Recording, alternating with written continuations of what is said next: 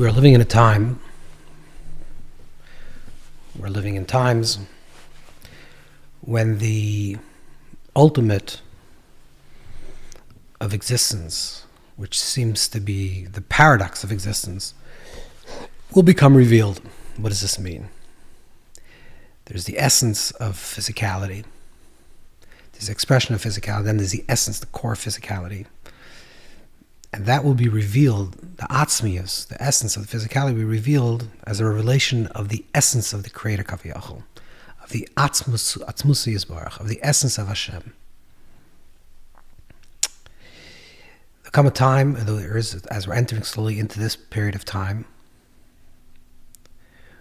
where existence itself, within the parameters of what it means to exist as a physical reality, within the dimensions of time and space, within the dimensions of its yesh, of its existence, of its form, of its physicality, materiality, of its kli, of its vessel, the idea that gives rise to this existence, the tzimtzum, the contraction of the infinite light of the Or Ein Sof, that the tzimtzum atzma yor, that the tzimtzum itself, the concealment itself, will become revealed. That within the essence of creation, it will be revealed as that it's an expression of the essence of the Creator. This is the revelation of Keser, or even deeper than Keser. But the idea of Keser is the space that holds the tension, the bridge that holds the tension between the infinite, the transcendence, the Ein Sof, and the finite, the creation. Now this way of thinking of that the tzimtzum itself, the contraction itself, will become revealed, and the physicality itself will become revealed to reveal the essence of the Creator, this violates our normative way of thinking, our way of beholding in the three-dimensional universe, in the binary system. We have an understanding that there's light in this vessel, and there's physicality and there's spirituality, and there's infinity and there's finitude. And there's the physical and the spiritual, and these things are contradictory to each other, or at least opposite of each other. There's two systems that are on the opposite sides. And there'll come a time, there is a time, and we're entering into this time, when there will be revealing that there is only one, and the ultimate expression of the one, of the ultimate one, of the atzmusi Yisbarach, of the essence of the Creator Kaviyachol, which is beyond infinity, because infinity is both an expression, just as finitude is an expression, will be revealed in the essence of creation. That the physical itself will be revealed as a direct expression of the divine essence. Sort of the synthesis between the yeshus, the somethingness of existence, and the ayin, and the nothingness of existence. As we're entering into this time period, this is a messianic time period, and the world is entering into closer to this state. And as I've spoken many times, it's reflected in many different areas in this world, because every truth has to be revealed in all levels of truth and all levels of existence.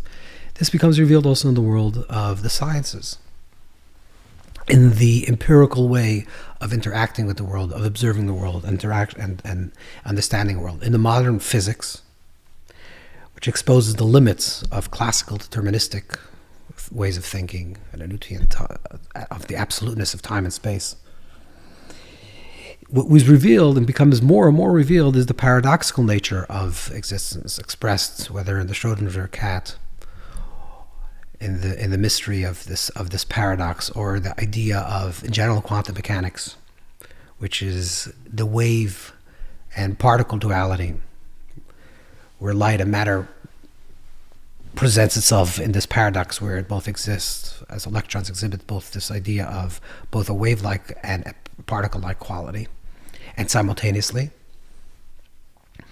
So in all these paradoxes that's become revealed in an observational world, in a physical world, almost in a scientific world, they all hint to a reality that's beyond the binary. That's fundamentally something that's beyond the binary, beyond the duality, and beyond the simplistic definitions of right and left, and up and down, and here and there, And it reveals something fundamental, paradoxical within creation. The fundamental idea of the paradoxical inherent nature within creation is because the existence itself is paradoxical. In the schematic understanding of the tzimtzum, of the contraction of the infinite light, and if it's taken on a literal sense, then there's a contraction of the infinite light that gives rise to the finite light. But since tzimtzum's loike pshutai, the tzimtzum is not literal. The way it's revealed already in Shemer Amun HaKadmon, which is called HaKadmon, the Shemer Amun, the original Shemer Amun from Yosef Irgras, and later revealed in much greater detail in the Hasidic sources, in the Torah's Chassidus and teachings of Chassidus. The tzimtzum itself is not literal sense, it's a conceptual idea, the way to make sense of this world. So in the logical way to understand how finite existence emerges, we'll say that there's a tzimtzum, a contraction of the infinite light, but tzimtzum is like a pshutai, tzimtzum is not literal, and therefore there is nothing, less as upon it, there's nothing else besides the creator. And even though this violates our way of thinking, to think that existence both exists and doesn't exist simultaneously, it exists in its completeness of form, in its three-dimensionality and its parameters of what it means to exist within time and space, and yet time and space is not real, and it's not absolutes. And the entire creation is just an expression of the essence of the creator, is the ultimate paradox, where the tzimtzum itself doesn't exist and it exists simultaneously. It gives rise to the existence that allows for the conception of its existence in the mind of the person that's perceiving it, and yet it doesn't exist. And the only thing that really is Ein Od Milvad. There is nothing else besides Hashem. Mitzidoy, from his perception, and eventually in the times of Mashiach will become revealed in our perception as well, even though that in itself is a contradiction in itself, because our perception means that we're outside the experience, but the truth is that we are part of the oneness in itself. So therefore, because we're entering into this time, that's why it's reflected and it's revealed more this truth within the physical phenomenon, or the way at least we understand this. That in the paradoxical way we understand nature, or science understands nature, even though on some level it may be linguistically a paradox, it's just a matter of phrasing it and how we phrase it. But really, fundamentally, it's something more than that. It is a violation of the binary system to represent this paradox, because ultimate existence itself is paradoxical, and it's revealed within the physical world in itself. Let's pull it down a few notches and say something interesting, a very fascinating phenomenon to think about, which is in the world of one of the paradoxical statements that Chazal, the sages, deal with it. Bechira deals with it in the Mishnah and Avos. Then famously the Rambam deals with this in Hilchos Tshuva, in the laws of Tshuva, is the contradiction, the seemingly contradiction or paradoxical truths that are both absolutely true, which is the idea of Yediyah and Bechira. Yediyah means Hashem knows, and Bechira means the knowing of Hashem, the divine knowing, and Bechira means the absoluteness, that we have absolute free choice, the absoluteness of free choice, and the absoluteness of divine knowing. Now, there's ways to reconcile divine knowing, not according to the Rambam, but there's ways to reconcile divine knowing, like the Ravid writes famously, and others write that it's a knowing that it's a prediction, or knowing after the fact, and this was understood already in medieval times already, to understand this contradiction. But then along came a deeper revelation with the teachings of Torah's Chassidus. It's Chassidus. And what did the Baal Shem Tov teach? What was one of the great revelations in the Torah and teachings of Baal Shem Tov? And at the deepest level, this means that not only is this a revealing of a truth that always was, but it's a revealing of a new truth that becomes revealed. That now the world starts functioning from the higher place, which is called Hashgacha Pratis, Divine Providence, in every single aspect, not just Hashgacha Pratis, Divine Providence, in the particularities of a person that's a tzaddik, an evolved person, and that person, it's a sliding scale, and that person gets to live in a place of Hashgacha and of Divine Providence. And we spoke many times, according to the Rambam, that's the system.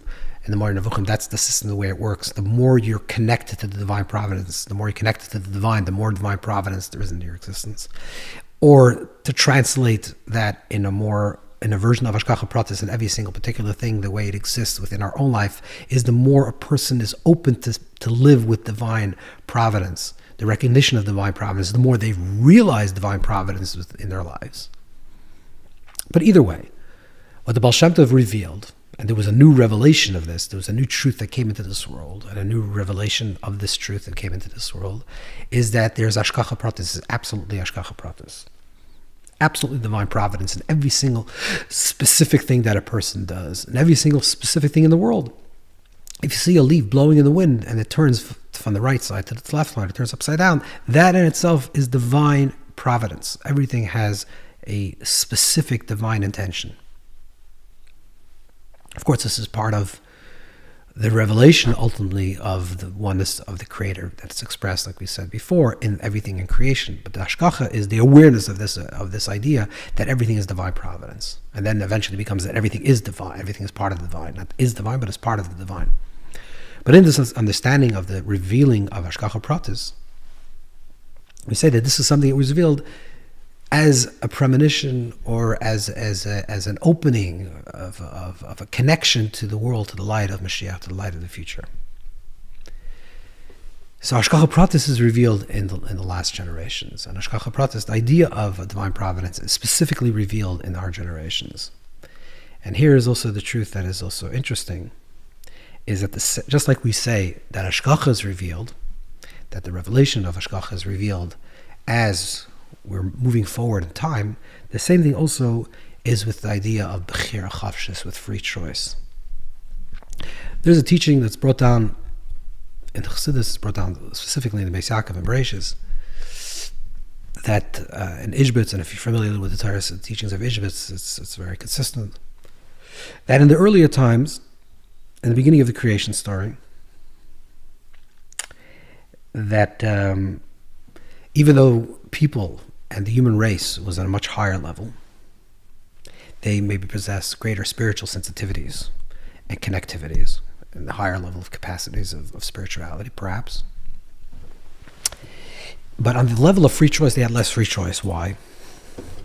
Because since they lived in the beginning of creation, in the earlier parts of creation, therefore the echo of the creation story, and therefore the distinction between existence and the Creator was less prominent, or was not yet fully established.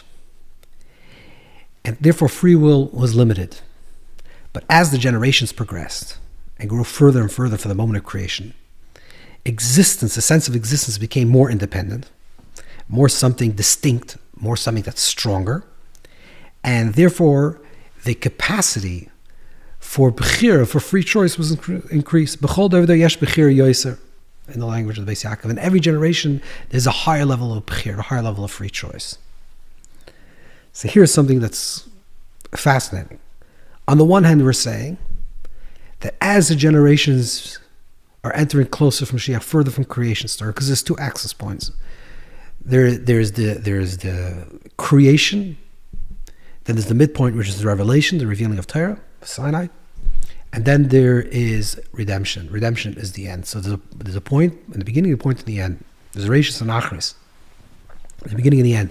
In the beginning is the revealing of the creation, of the Creator's light, and therefore there's less Bechira, there's less free choice.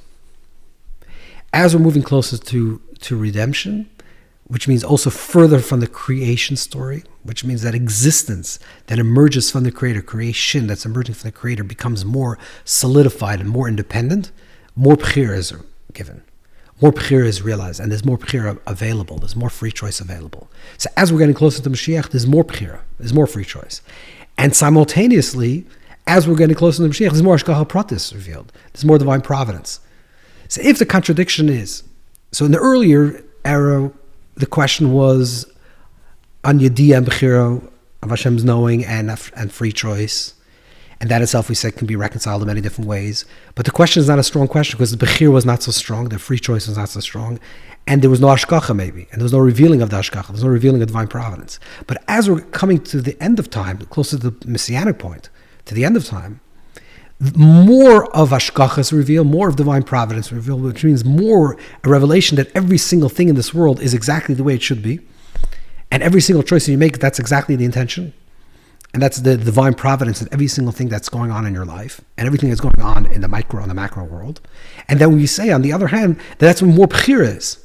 That's the ultimate tension or paradoxical nature that's revealed, that Bechira, free choice, means independence. And in independence, that's where divine providence is revealed. Because same, like we said before, the ultimate idea of that the essence of creation reveals the essence of the creator is because the essence of creation has this sense of free choice, because it comes from the essence of the creator, who also freely chooses to create, because everything else between creation between the creator and creations and the physical creation, so to speak, the in-between ideas, so to speak, represents something that is a cause and effect, and a cause and effect doesn't have free choice. So the ultimate free choice is in the creator and in creation, in the ultimate creation. The further the creation is from the creator, the more free choice it has. And yet the further the creation is from the creator, which is the further we are from the beginning of the creation, the more Hashgacha is revealed. The more divine providence is revealed. And this is what we're saying, that the ultimate expression of divine providence is experienced specifically, not in contradiction, but paradoxically, specifically in the rise of free choice, in the rising of your free choices. So as we're entering into this time period, if you look at the history, and you look at the trajectory of world history, of the modern world, so to speak, or called modern world, where the emphasis and the revolutions all represented a revolution in freedom and individuality, and a sense of representative democracies, and the collapse of monarchies, which people get to choose the leader. Now that's not top down, but it's bottom up. It's all about individuality. It's all about the individual and the free choice of the Bechira, the free choice of the individual. So this is not just political and social evolutions, but it's a spiritual evolution. It represents an unfolding in history that is not just a random unfolding and therefore we're entered in these states, but it actually is an unfolding that's part of the divine unfolding, part of the divine plan, of Hashem's plan, moving towards the ultimate revelation, which is that there is full Bechira, full Bechira. So the emphasis is on the individual and on the personal. And in the European and in the prehistoric time, there was an emphasis on the collective, and there was no individual. And slowly the emergence of the individual emerged further and further, because as we move further from creation, in the ancient societies, the ancient civilizations, before the Greeks, before the Romans, and many years ago, 2,000-3,000 years ago, there was an emphasis on the collective. It was a tribe, and it was a collective. It wasn't about individuals. The Torah is clearly about the individual, that every person is born at Tzelem Elokim, every person has a divine aspect, and you can't sacrifice the individual for the collective. Like the Yerushalmi says, this has many applications of this, but this revelation becomes more and more and more revealed as time progresses. As time progresses, there's more individuality, there's more sense of democracy, there's more sense of choosing, of free choice. And the free choice is not in contradiction to Hashem's knowing, but it's not even a contradiction to Hashgacha, which is divine providence, but it's specifically in the place of full free choice and the more independence, because of moving away from creation. So the more existence has individuality and a sense of self, and therefore a sense of freely choosing, the more there is the individuality, the more there is also the revealing of Hashgacha Pratis. Now, of course, this absolutely violates our conventional way of thinking, because Bechira means that I'm free choosing and I have free choice and nothing. I am the creator of and the master of my own creation. I create myself. And the idea of Hashgacha Pratis means that every single thing that I do is exactly divine providence. And here we're saying that the collapse of these two ideas are specifically revealed in this time period. The more Hashgacha Pratis is revealed in this world, the more divine providence is revealed in this world, the more Bechira Chavshis is revealed in this world, the more free choice is revealed in this world, and they're simultaneously true. Now, we have to understand the truth of this contradiction.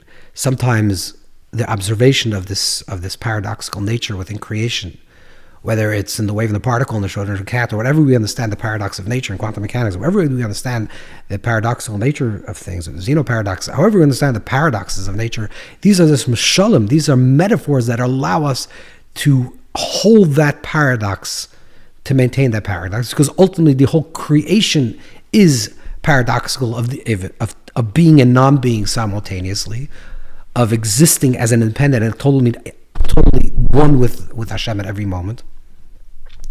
This is the way we have to hold this thought. And then the way we can live this paradox, just in a way that is sequential and allows for us to function in the three-dimensional universe, is to almost recognize them as two separate wavelengths, and we're simultaneously functioning in both of them. But in order to make sense of them, to understand them a little bit separate, but of course they're not separate. And how to tease this out and to make sense of this would mean that everything that is in past tense, and I've spoken about this many times, everything in past tense is absolutely Hashgacha Pratis, is divine providence. And everything in present tense, where I have choice to do something, I have to completely believe that, and not only believe, but this is the truth, is that I have absolutely free choice in every single moment. So in the present moment, I have absolute choice. The moment I took that choice and it's already past tense, or the narrative is already ended, the story is already completed, things have already happened, that already is part of the divine providence. So I look at my life and I live on these two levels of existence where I am recognizing that I am the agent of my own life and I have free choice to choose my life, hopefully for the better. And like also explained many times, there is only one free choice, which is to choose life, to choose Chaim. Becharta b'chaim, you can choose life because there is no other option. Because the option of not choosing life is not an option. It's the option of opting out, which is I don't choose and therefore I'm reactive. But if I'm choosing, I'm always choosing life to further things. And I choose life and I have to believe 100% and act this way as I am choosing my life right now in this present moment. And in past tense, I have to believe absolutely true that everything that happens in my life is 100,000% Hashgacha Pratis, which is divine providence, that Hashem wanted this to happen exactly the way it happens. This complete destiny and complete free choice, and they're both simultaneously true. In my way of understanding them, I understand in terms of my past is the Hashgacha, is the divine providence, is the destiny, and the present is my free choice, even though I know that they're both actually simultaneously true, which is in the place of my free choice. That's where Hashgacha Pratis is being realized. The divine providence is being recognized and realized and manifested through the individual choices that I take freely in my free choice in this present moment as well. And that's the ultimate paradox, and that's the reconciliation, at least conceptually, not intellectually, because that again that violates our way of thinking in a binary system, and it allows us to open ourselves up to the Achdus Hashem, to the oneness of Hashem, which will ultimately reveal in the ultimate paradox, or Tzimtzum Atzma Yoreh, where the Tzimtzum itself, the contraction itself, will be revealed, where the essence of creation will be revealed as part of the essence of the Creator, even it exists within the parameters of Bereshis Bara Elokim, and Hashem created the world, that it's a cosmic, that the world is not an illusion, it does not exist. It fully exists. The Creator created it. It's existence, and it's real. Our experiences of this physical world, our experience of this reality is absolutely real and absolutely true in our experience, and absolutely true in the experience of what it is. And yet, in its parameters, in its existence, in its finite form, it is absolutely revealing of the ultimate that's beyond infinity, the essence of the Creator. Have a wonderful day.